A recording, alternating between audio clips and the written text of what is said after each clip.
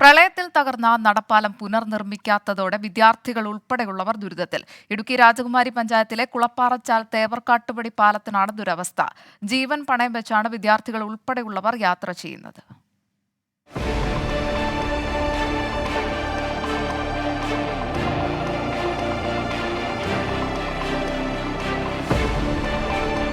പന്നിയാർപ്പുഴയ്ക്ക് കുറുകെ രാജകുമാരി സേനാപതി പഞ്ചായത്തുകളെ ബന്ധിപ്പിക്കുന്ന പാലം കഴിഞ്ഞ പ്രളയത്തിലാണ് തകർന്നത്.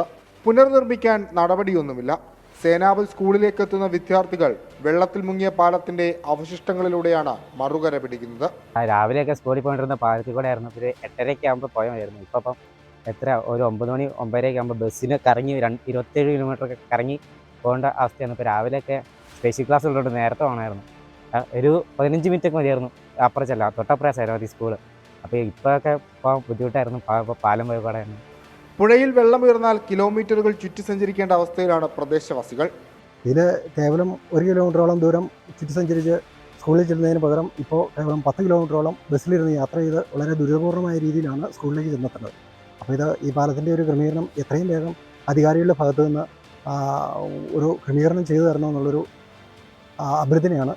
എത്രയും പെട്ടെന്ന് പാലം പുനർനിർമ്മിച്ച് നൽകണമെന്നാണ് നാട്ടുകാരുടെ ആവശ്യം. ഇല്ലെങ്കിൽ വലിയ ദുരന്ത വാർത്ത കേൾക്കേണ്ടി വരുമെന്നും അവർ ഓർമ്മിപ്പിക്കുന്നു. 24 ഇടുക്കി.